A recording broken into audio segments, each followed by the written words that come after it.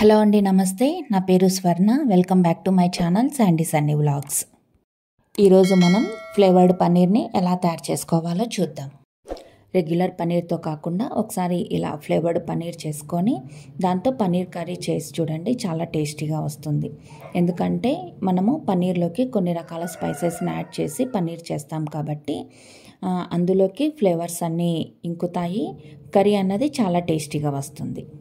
ఈ ఫ్లేవర్డ్ పన్నీర్ కోసం మనము ముందుగా ఒక పౌడర్ని రెడీ చేసుకోవాలి. దానికోసం ఒక మిక్సీ జార్లోకి 1 టీ స్పూన్ జీలకర్ర, 1 టీ స్పూన్ ధనియాలు, 1 టీ స్పూన్ మిరియాలు, 6 ఎండుమిర్చి తీసుకొని కోర్స్గా గ్రైండ్ చేసుకోవాలి.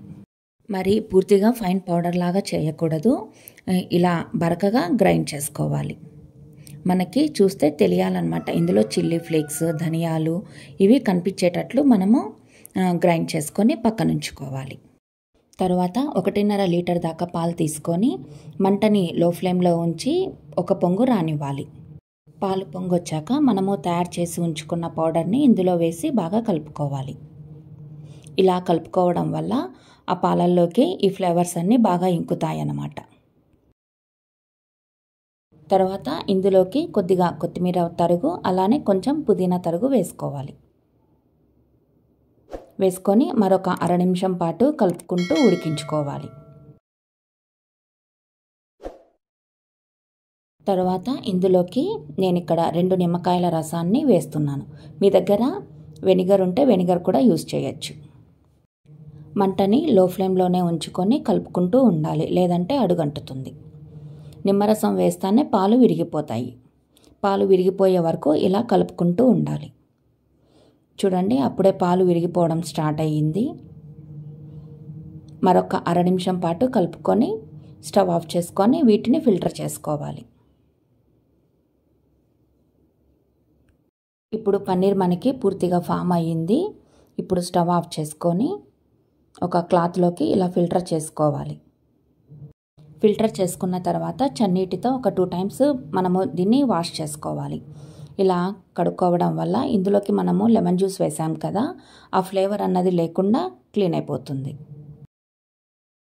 చూడండి, పన్నీర్ ఎంత చక్కగా కలర్ఫుల్గా ఉంది కదా, టేస్ట్ కూడా చాలా బాగుంటుంది.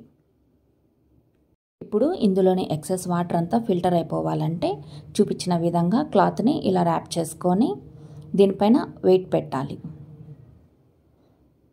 మనము ఇలా నీట్గా సెట్ చేసుకొని ఉంచుకుంటే మనకి పన్నీర్ అన్నది చక్కగా క్యూబ్స్ లాగా ఫామ్ అవుతుంది.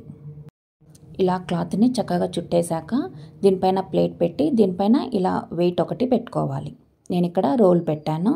ఒక 1 అవర్ పాటు దాన్ని అలా పక్కనుంచేయాలి.